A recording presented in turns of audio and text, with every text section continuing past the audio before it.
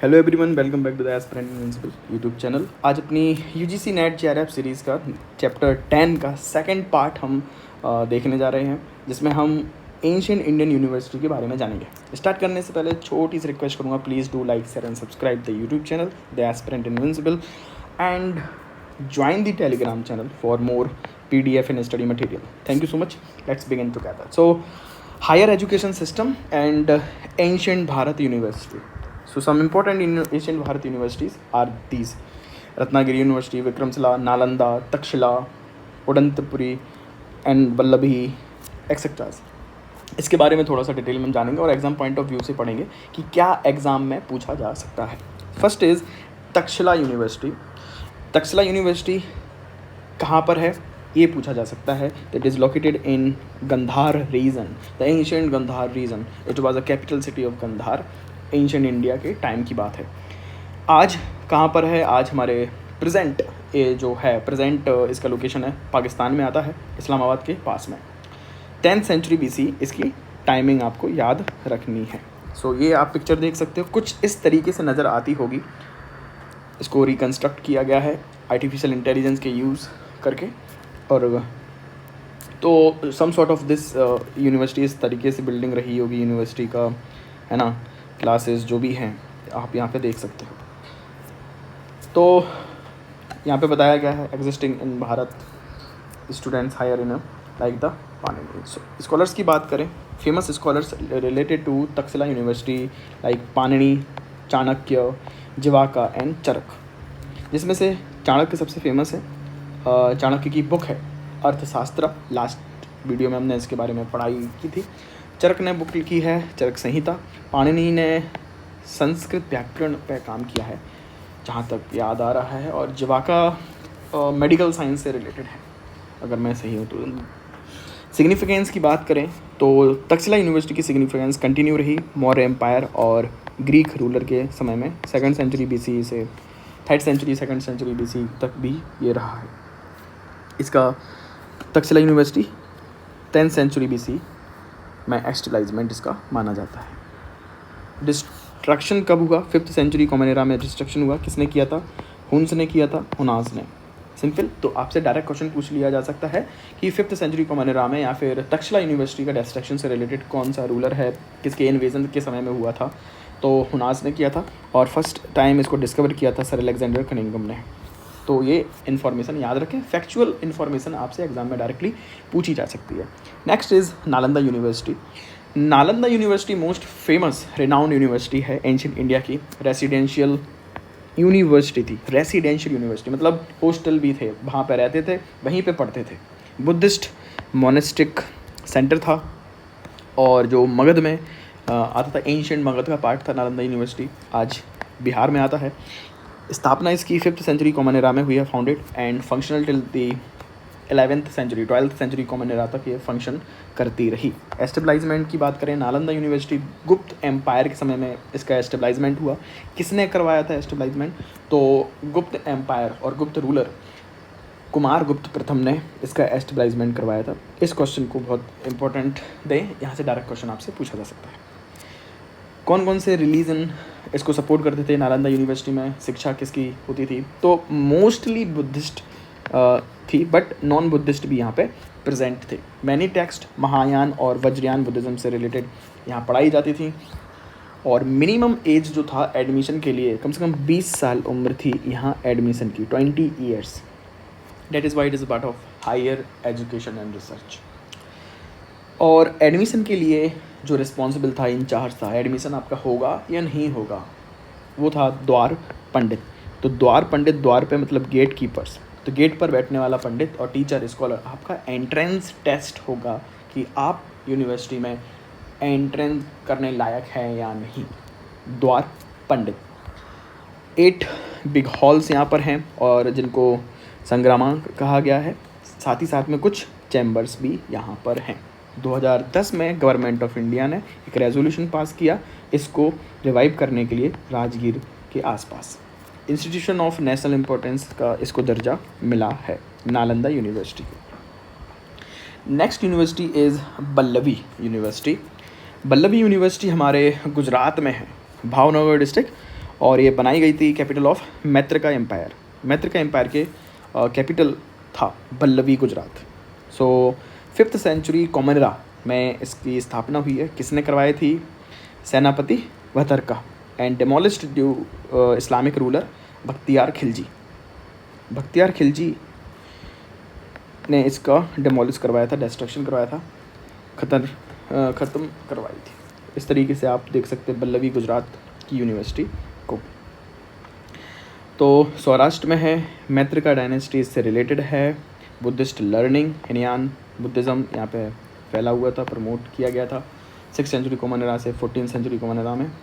और रिलीजियस साथ ही साथ सेकुलर सब्जेक्ट भी यहाँ पढ़ाए जाते थे। और डिस्ट्रॉय किसने करवाया था इसको? अरब इन्वेजन के साथ में, अरब के समय में इसका इन्वेजन डिस्ट्रक्शन हो गया था। तो एग्ज़ाम में आपकी क्रोनोलॉजी भी पूछी जा सकती है कि which university comes first and later. तो इस तरीके से आपको क्रोनोलॉजी टाइम पीरियड के अकॉर्डिंग भी यूनिवर्सिटी की रैंकिंग देखनी है, यूनिवर्सिटी का सीक्वेंस ज़रूर देखें। नेक्स्ट यूनिवर्सिटी है Vikramashila university. Vikramashila university again Magadha empire में था, मगध रीजन में था, जो आज का प्रेजेंट बिहार है। It was a monastery of Buddhism establishment by Dharmapala. तो पाला डायनेस्टी के राजा थे धर्मपाल, उन्होंने करवाया था। और डिस्ट्रॉय इसको इन्वेज़न मोहम्मद बिन बख्तियार खिलजी की इन्वेज़न के समय में इसका डिस्ट्रक्शन हुआ। 7th सेंचुरी कॉमन एरा में इसको बनवाया गया था। Vikramshila university, simple. Next university हमारी है उदंतपुरी यूनिवर्सिटी। उदंतपुरी यूनिवर्सिटी के बारे में जानें तो सिंपल, ये भी कहाँ पर है? बिहार में ही है। और किसने बनवाया था? पाला डायनेस्टी के पहले राजा गोपाला प्रथम ने बनाया था, गोपाल प्रथम ने बनवाया था। और बख्तियार खिलजी ने इसको डिस्ट्रॉय करवाया था, उदंतपुरी यूनिवर्सिटी को। तो इस तरीके से कुछ रिमेनेंट्स हैं जो मिले हैं एक्सकवेशंस के समय पर। टाइमिंग अगर देखी जाए उदंतपुरी की, तो 8th से 9th सेंचुरी में इसको बनवाया गया था। फर्स्ट रूलर बाय पाला डायनेस्टी वाज गोपाल प्रथम। एंड तिब्बतन बुद्धिस्ट यहाँ पे मिलता है। डिस्ट्रक्शन कब हुआ इसका? 12th सेंचुरी में इसका डिस्ट्रक्शन शुरू होता है, बख्तियार खिलजी ने करवाया था। Next university is Jagaddala university, Jagaddala university Vajrayana sect का सीट था, बुद्धिस्ट से रिलेटेड। और पाला डायनेस्टी के राजा हैं रामपाल ने बनवाया था इसको। आज कहाँ पर है? आज प्रेजेंट डे बांग्लादेश में एक रीजन है वरेंड्रा में इसको लोकेशन है, बांग्लादेश में मिल जाएगा। और वज्रयान बुद्धिज़्म यहाँ पे प्रैक्टिस होता था, जगदल्ला यूनिवर्सिटी। तो रीज़न, टाइम पीरियड, एस्टेब्लिशमेंट किसने करवाया था, लोकेशन बहुत ज़्यादा ज़रूरी है हर यूनिवर्सिटी का याद रखना। अभी कुछ रीज़न स्पेसिफिक देखेंगे। रीज़न फेमस थे, एजुकेशन रीज़न। तो मिथिला रीज़न था ब्राह्मणिकल एजुकेशन के लिए फेमस था। इसका ओरिजिन मिथिला में ओरिजिन माना जाता है न्यायशास्त्र का, तर्कशास्त्र का, मीमांसा का और संख्य शास्त्र का। इसकी ग्लोरियस थी मिथिला जो रीजन है, नेपाल और यूपी का बॉर्डर है, वहाँ पे मिथिला रीजन माना जाता है। तो सीता जी मिथिला रीजन से बिलोंग करती थी। राजा जनक से लेकर बुद्धिस्ट पीरियड तक इसकी ग्लोरिफिकेशन हुआ है। और ये न्याय शास्त्र के लिए सबसे ज़्यादा फेमस रहा मिथिला रीजन। न्याय शास्त्र का उद्गम और फाउंडर कौन है? अक्षपद गौतम के बाद में गणेश उपाध्याय ने इसको बढ़ावा दिया, न्याय शास्त्र को। अब न्याय शास्त्र क्या है ये हम कभी और देख लेंगे, फिलहाल इतना याद रखिए। न्याय शास्त्र मिथिला रीजन से ओरिजिनेट हुआ। किसने फाउंडेड किया था? अक्षपद गौतम ने। और बाद में इसको गणेश उपाध्याय ने प्रमोट किया। एक बुक है तत्व चिंतामणि फेमस बुक है जो यहाँ पर लिखी गई है। An epoch making work, very very famous work है तत्व चिंतामणि जो यहाँ पर लिखी गई। फ्रॉम 12th सेंचुरी से 15th सेंचुरी तक ये फेमस रही मिथिला रीजन फेमस रहा। नाडिया एक रीजन है जो एक नाम से और जाना जाता है, नवद्वीप। कहाँ पर है? बंगाल में है। गंगा नदी और जलंकी नदी दोनों के मिलन जो संगम है, गंगा नदी और जलंकी नदी का संगम पर ये एक जगह है नाडिया, बंगाल में। जो एक फेमस हायर एजुकेशन का रीज़न था। यहाँ पर लॉजिक, पॉलिटिक्स और लॉ के बारे में पढ़ाया जाता था। Ujjain is another renowned region for higher education system. इसका पुराना नाम है अवंती, MP प्रेजेंट लोकेशन है। यहाँ पर सेकुलर लर्निंग पर ज़्यादा फोकस था, मैथमेटिक्स और एस्ट्रोनॉमी पर। Next is Salotgi. Salotgi 11th century में फेमस एक रीज़न है, बीजापुर के पास में, कर्नाटका में, present day Bijapur Karnataka. Learning place, open hall यहाँ पर आपको देखने को मिल सकते हैं। त्राई परुषा एक टेम्पल है, Traipurusha temple, built by Narayan. Narayan ने बनवाया था। नारायण कौन था? नारायण मिनिस्टर था। कहाँ पर? राष्ट्रकूटा एम्पायर का मिनिस्टर था, मंत्री थे नारायण। उन्होंने बनवाया था त्राईपुरुषा टेम्पल। त्राईपुरुषा टेम्पल के आसपास में कुछ ओपन हॉल हैं, जिस रीज़न को बोला गया है सलौतकी। यहाँ पे पढ़ाई कराई जाती थी, हायर एजुकेशन। और राष्ट्रकूटा एम्पायर कौन थे उस समय? कृष्णा तृतीय। तो राजा का नाम याद रखना है, डायनेस्टी की नेम याद रखना है, लोकेशन याद रखिए, टाइम पीरियड याद रखिए, सिंपल। और कैरेक्टरिस्टिक्स भी थोड़े याद रख सकते हैं। एनैयरम प्रेजेंट डे तमिलनाडु की रीज़न है, एनैयरम। और जहाँ पे रेफरेंस में मिलते हैं, जिसके रेफरेंस में एंशिएंट वैदिक कॉलेज के रेफरेंस मिलते हैं from the Chola period text. जो चोला पीरियड के कुछ वर्क हैं, किताबें हैं, वहाँ से हमें एक रेफरेंस मिलता है एनैयरम का। तो एनैयरम कहाँ है? तमिलनाडु। साउथ में बहुत ही कम हमने ऑप्शंस पढ़े हैं यहाँ पे। एनैयरम एक सिंगल मोस्ट है तमिलनाडु रीजन का, जो एंशिएंट पीरियड का रहा। Now evolution of higher learning. तो अभी हम एवोल्यूशन के बारे में पढ़ेंगे, हायर लर्निंग और रिसर्च किस तरीके से हुआ पोस्ट इंडिपेंडेंस इंडिया में। तो education commission in the post independence, first commission doctor Radha Krishna commission, जिसको यूनिवर्सिटी एजुकेशन कमीशन के नाम से भी जाना जाता है। यूनिवर्सिटी एजुकेशन कमीशन के नाम से भी जाना जाता है। 1948-1949 में बना था doctor Radha Krishnan commission. Doctor Radha Krishnan इसके चेयरमैन थे। मेजर रिकमेंडेशन क्या थी इसकी, हम ये देख लेते हैं। सबसे पहले जो यूनिवर्सिटी में एडमिशन है, कम से कम 12 साल की उम्र के बाद में होना चाहिए admission in the universities. Vocational institution पे फोकस करना चाहिए, और लेक्चर है, प्लानिंग है, टीचिंग एड्स के साथ में होनी चाहिए। प्रिस्क्राइब्ड टेक्स्ट बुक के अलावा भी बच्चे कुछ अलग से किताबें पढ़ सकते हैं, और जो रिसोर्सेज हैं वो इम्प्रूव होना चाहिए लेबोरेटरी और लाइब्रेरी में। अदर रिकमेंडेशन, सबसे मोस्ट इम्पॉर्टेंट रिकमेंडेशन थी कि यूजीसी जो है, यूनिवर्सिटी ग्रांट कमीशन पे एस्टेब्लिशमेंट होना चाहिए। ये रिकमेंड किया था डॉक्टर राधाकृष्णन कमेटी ने पहली बार। रीजनल लैंग्वेज में बढ़ावा देना चाहिए, और साथ ही साथ में नेशनल लैंग्वेज और इंग्लिश एजुकेशन, इंग्लिश लैंग्वेज को भी बढ़ावा देना चाहिए। कल्चर पर इसका ठीक ठाक फोकस था राधा कृष्णा कमेटी का। तो मेजर रिकमेंडेशन याद रखनी है, सारी रिकमेंडेशन याद रखने की ज़रूरत नहीं है। जैसे कि डॉक्टर राधा कृष्णा कमीशन की सबसे most it was the first university education commission after independence. और मोस्ट इम्पॉर्टेंट क्या है इसका? यूजीसी के एस्टेब्लिशमेंट के लिए रिकमेंड करना। तो इस तरीके से मोस्ट इम्पॉर्टेंट रिकमेंडेशन को याद रखेंगे। सारी रिकमेंडेशन याद करने की ज़रूरत बिल्कुल भी नहीं है, ना हो पाएंगी। Second is मुडलियर commission. 1952 और 1953 में जो कमीशन बना, मुडलियर कमीशन बना, ये सेकेंडरी एजुकेशन के लिए बना था। तो इसका पर्पज़ क्या है? किसी भी कमीशन का पर्पज़ क्या है, इसको ज़रूर जानें। तो राधा कृष्णन कमीशन का पर्पज़ था यूनिवर्सिटी एजुकेशन से, हायर एजुकेशन, रिसर्च से। मुडलियर कमीशन का वर्क का एम है, पर्पज़ है secondary education commission, secondary education पे फोकस करना। चेयरमैन कौन थे इसके? LS मुडलियर। और सेकेंडरी एजुकेशन का एम क्या होगा इनके अकॉर्डिंग और कमीशन के अकॉर्डिंग था? मोरल वैल्यूज़ को फोकस करें, लीडरशिप क्वालिटी डेवलप करने की ज़रूरत है, इकोनॉमिक और वोकेशनल एफिशिएंसी बढ़ाना ज़रूरी है स्टूडेंट के माइंड में, स्टूडेंट्स में। एस्टेब्लिशमेंट के लिए इन्होंने रिकमेंड किया था एक मल्टीपर्पज़ स्कूल बनाने चाहिए, कुछ हैंडीकैप्ड एजुकेशन पे फोकस करना चाहिए, और 3 साल के लिए मिडिल सेकेंडरी स्टेज होनी चाहिए, और 4 साल के लिए हायर सेकेंडरी स्टेज होना चाहिए। रेसिडेंशियल स्कूल के लिए भी इन्होंने रिकमेंड किया था, और 2 लैंग्वेज फार्मूला इन्होंने दिया था।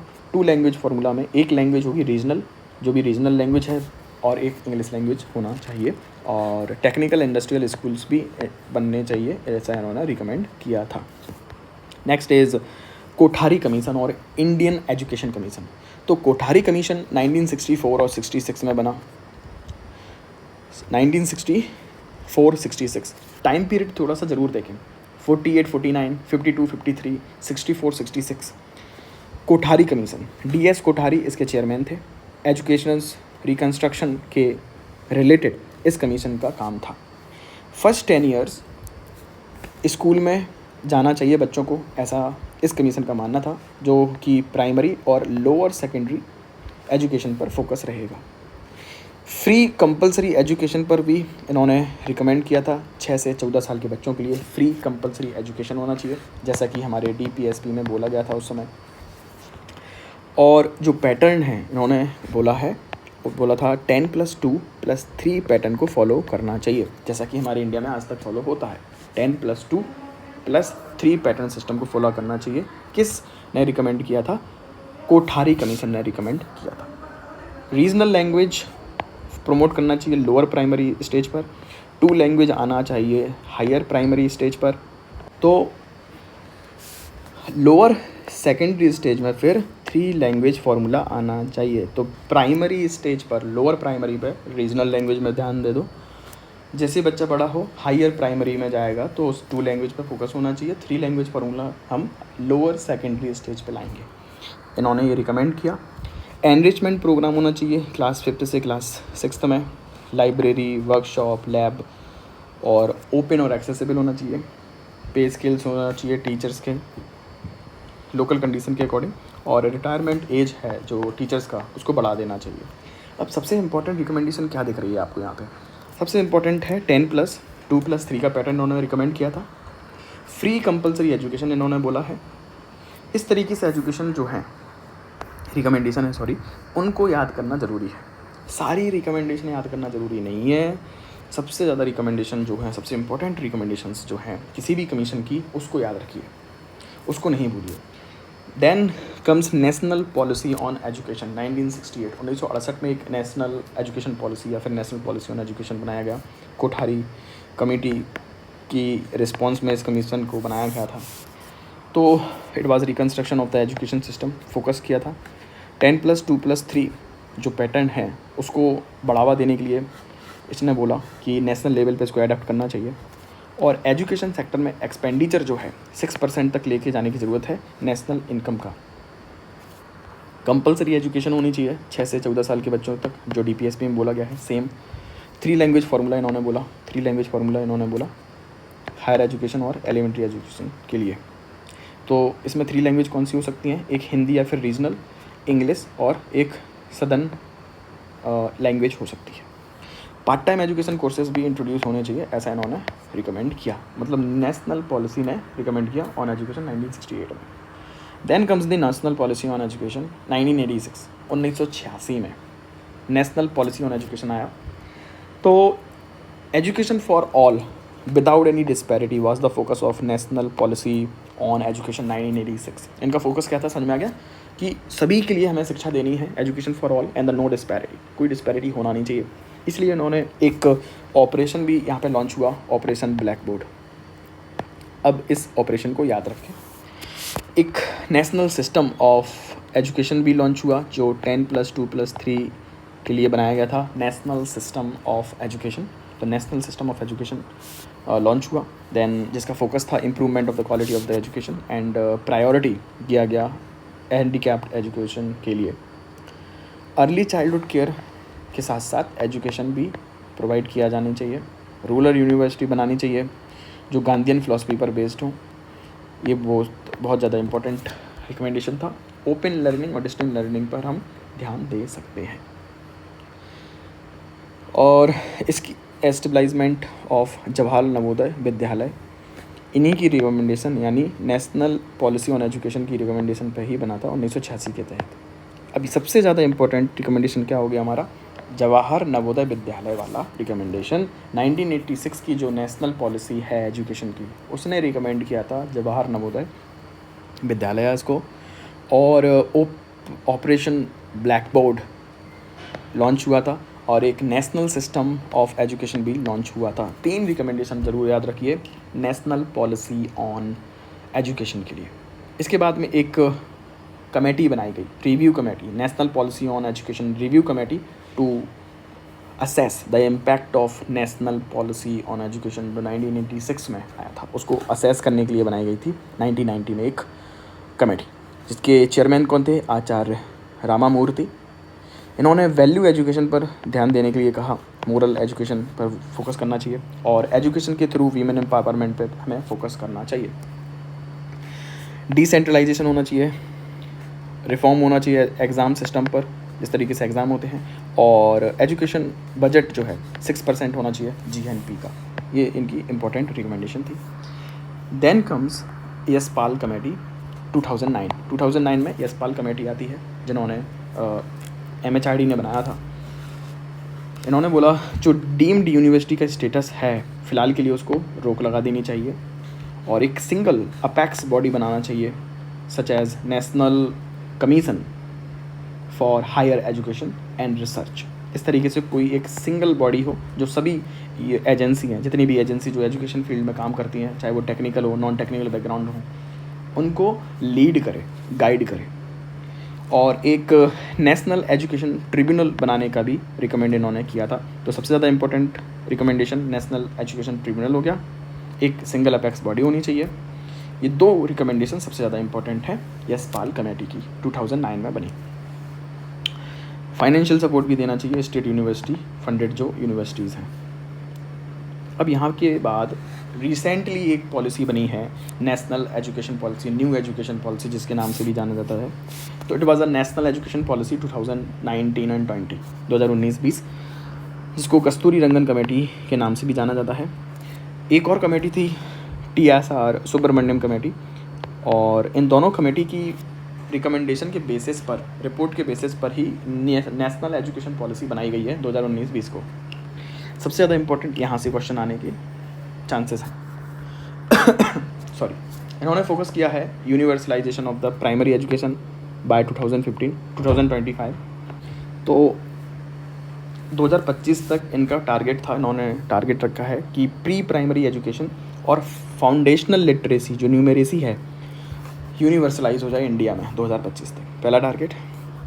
इन्होंने दूसरा जो टारगेट रखा है, न्यू क्यूरिकुलर और पेडागोजिकल स्ट्रक्चर लाने की ज़रूरत है, जो इन्होंने रिकमेंड किया है 5+3+3+4, 3 से 18 साल की उम्र के लिए लागू होगा, 3 से 18 साल के लिए उम्र के लागू होगा 5+3+3+4, मतलब 5th class plus 3 class plus मतलब 5 year class, 3 year education program, then next 3 year education program, then 4 year program. जो पहली स्टेज रहेगी उसको फाउंडेशनल स्टेज बोलेंगे, जो प्री प्राइमरी और ग्रेड 1 to 2 रहेगा, ग्रेड 1 and 2 उसमें रहेगा फाउंडेशनल स्टेज जिसको बोलेंगे। फाउंडेशनल स्टेज के बाद में कौन सी स्टेज आने वाली है? Preparatory stage.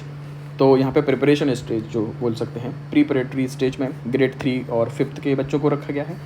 Then comes the middle stage. Middle stage में क्लास 6th 7th 8th को रखा गया है। And then comes the secondary stage. Secondary stage में क्लास 9th and 12 को रखा गया है। नेशनल एजुकेशन पॉलिसी जो 2019-20 है या फिर न्यू एजुकेशन पॉलिसी में क्लासिकल लैंग्वेज पर भी फोकस करने के लिए कहा गया है, और कोई भी वाटर टाइट सेपरेशन रखने की ज़रूरत नहीं है। उन्होंने बोला आर्ट और साइंस में बच्चा जो आर्ट पढ़ता है, जो पॉलिटिकल साइंस पढ़ रहा, हिस्ट्री पढ़ रहा, इकोनॉमी पढ़ रहा, तो वो मैथ भी पढ़ सकता है, साथ में वो फिज़िक्स भी पढ़ सकता है, केमिस्ट्री भी पढ़ सकता है, बायोलॉजी भी पढ़ सकता है। तो साइंस और आर्ट में कोई वाटर टाइट सेपरेशन करने की ज़रूरत नहीं है, ऐसा इन्होंने बोला। एक नेशनल असेसमेंट सेंटर परख एस्टेब्लिशमेंट करने के लिए इन्होंने रिकमेंड किया, और जो ग्रॉस एनरोलमेंट रेशियो है हायर एजुकेशन के लिए उसको बढ़ाकर 50% करने के लिए टारगेट रखा है। ओपन लर्निंग और डिस्टेंस लर्निंग इसके लिए यूज़ की जा सकती है। देन राष्ट्रीय शिक्षा आयोग बनाने के लिए इन्होंने रिकमेंड किया है नेशनल एजुकेशन कमीशन, जिसके चेयरमैन कौन होगा? प्राइम मिनिस्टर चेयरमैन होंगे, और CM भी होंगे इसमें included as a member and other eminent persons and personalities. 3 language formula इन्होंने पुटअप किया है, 3 language formula for the benefit of cognitive development, cognitive abilities. Ministry of human resource development को बदल के मिनिस्ट्री ऑफ एजुकेशन में convert किया और एक नेशनल रिसर्च फाउंडेशन बनाने के लिए रिकमेंड किया है, जो कि एक्ट ऑफ पार्लियामेंट से बनना चाहिए एज एन ऑटोनोमस बॉडी। साथ ही साथ में एक state school regulatory authority establishment करने के लिए रिकमेंड बोला है, जो एक इंडिपेंडेंट बॉडी होनी चाहिए जो स्कूल रेगुलेशन करने के लिए रिस्पॉन्सिबल रहेगी। और कंसोलिडेशन पर भी इन्होंने अच्छा खासा फोकस किया है। जो प्रेजेंट में लगभग 800 यूनिवर्सिटीज़ हैं और 40,000 कॉलेजेस हैं, उनको कंसोलिडेट करके 15,000 मल्टी डिसिप्लिनरी इंस्टीट्यूट्स में कन्वर्ट करना चाहिए, ऐसा इन्होंने रिकमेंड किया है। तो सबसे ज़्यादा इम्पोर्टेंट रिकमेंडेशंस जो है नेशनल एजुकेशन पॉलिसी की हैं, सबसे ज़्यादा इम्पोर्टेंट जो है, सबसे पहला याद रखिए 5+3+3+4 फार्मूला जो है स्ट्रक्चर चेंज करने के लिए बोला है, ऐसा एक्सेप्ट भी हुआ है। तो 5+3+3+4 पहला जो एज ग्रुप होगा 3 to 18 ईयर, इसको याद रखें, पहला रिकमेंडेशन याद रखें। Second is no water tight separation, art और साइंस में कोई भी वाटर टाइट सेपरेशन नहीं होगा, second recommendation, most important recommendation. Third, national assessment centre बनाने के लिए, जिसका नाम होगा परखना, इसका काम होगा परखना, सिंपल है। फोर्थ, राष्ट्रीय शिक्षा आयोग, नेशनल एजुकेशन कमीशन बनाने की रिकमेंडेशन करना। Fourth most important recommendation is राष्ट्रीय शिक्षा आयोग, सिंपल है। फिफ्थ है जो इनका नेशनल रिसर्च फाउंडेशन बनाने की ज़रूरत है। And last 7th is SSRA, state school regulatory authority बनाने की ज़रूरत है, इंडिपेंडेंट बॉडी होनी चाहिए। और यूनिवर्सिटी और कॉलेजेस को कंसोलिडेट करके 15,000 इंस्टीट्यूशन में तब्दील कर दो। These are most important recommendation of national education policy 2019 and 20। I hope यहाँ तक वीडियो आपको समझ में आया हो, हेल्पफुल रहा हो। Please like, do and subscribe this YouTube channel to show your support for my efforts, and join the Telegram channel for more PDF and study material. Thank you so much. Love you all. Take care.